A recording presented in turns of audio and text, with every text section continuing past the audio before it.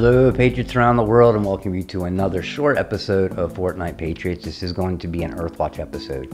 Besides the information that I bring you explaining what's going on politically and in the world, I'm very obsessive about what goes on as far as weather, seismic activity, volcanoes, and anything going on in space. I have my home system set up with multiple monitors with different radars and solar equations and just everything kind of running through, so I can kind of keep track on what's going on in case there's some anomalies. So you look at this stuff every day, you see these anomalies pretty fast. I want to start off with something that Q had talked about before, which is situational awareness, and it'll probably be brought up again here soon, I'd imagine. Remember, situational awareness is having a plan, knowing your surroundings, expecting the unexpected, and knowing when to act on it and being ready. Having a plan from point A to point B, knowing where you're going to go, routes to take, backups, emergency, and so forth. So always be aware of what's going on around your surroundings, and definitely keep your eyes and your ears a little bit more open than usual. I unfortunately don't have the time to do videos on weather and stuff like this that often, so I do have some people that I follow and I trust very well down in the descriptions in the description area down below the video. So give them a shot, check them out, subscribe to them, and they're really good about keeping you ahead of the game. Next, every 200, or actually not every 200 years, 6 times in the last 200 years, there has been an event that takes place, a planetary event, and it is going on right now. It started 3 days ago, and it'll be lasting for about 2.5 months.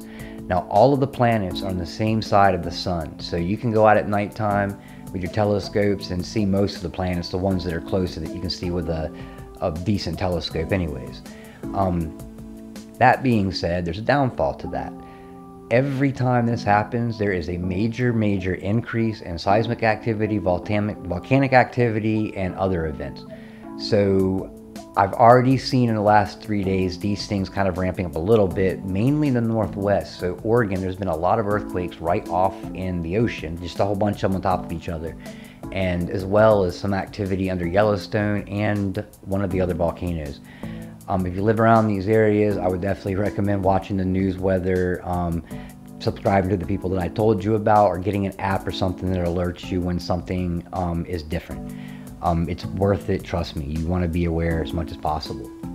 Next, 7/27 is one of those special dates that the evil Illuminati satanic rituals and stuff happen on. Unfortunately, this time, it also falls on a full moon, which is a blood moon, which is very rare. We're going to have another one August 11th, and it's kind of crazy that there's been 3 this year, and they don't happen that often. And then on top of that, it's a lunar eclipse. So, I mean, it is just the melting pot of potential for evil activity. Knowing the stuff that is being dropped by the president with the executive order that'll probably be released on Friday, and all the trouble that is about to come the Democrats' way, and the 13+4 angry Democrats, I would not put it past them to do some horrible false flag event. Like I said, everything is a melting pot that lines up, so definitely be aware of your surroundings. If I'm being overly cautious, great, then you don't have anything to worry about when nothing happens, but it'd rather have a suspicion that something may happen and be ready than be caught off guard completely. Next thing I'm going to be talking about is the Nibiru system, which is a whole other conspiracy, and I'm not going to get deep into detail on this because I'm not quite sure how I feel about it yet.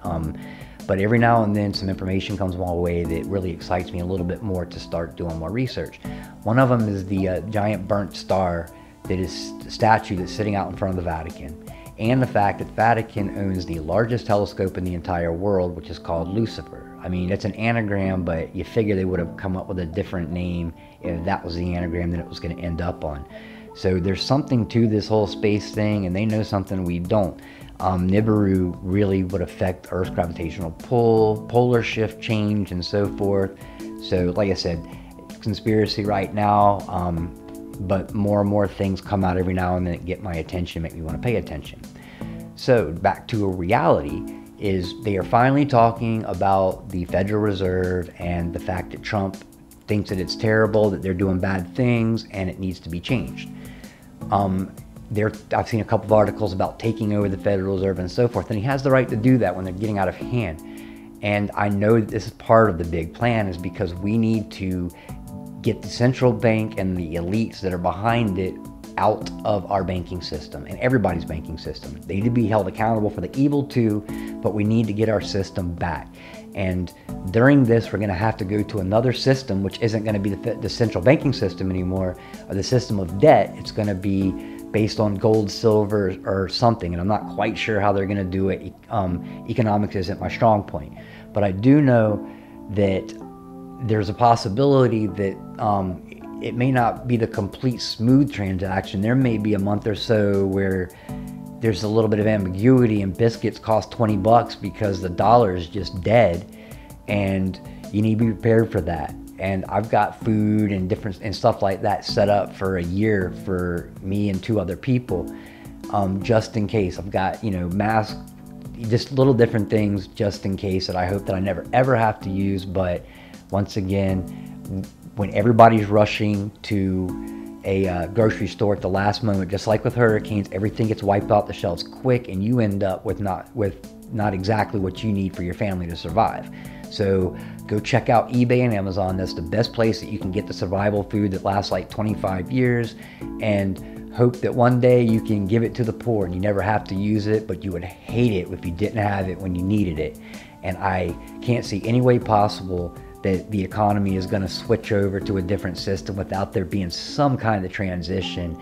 And like I said, economics is not my strong point, but one of my strong points is being prepared and emergency situations and survival. So I try to keep ahead of the game.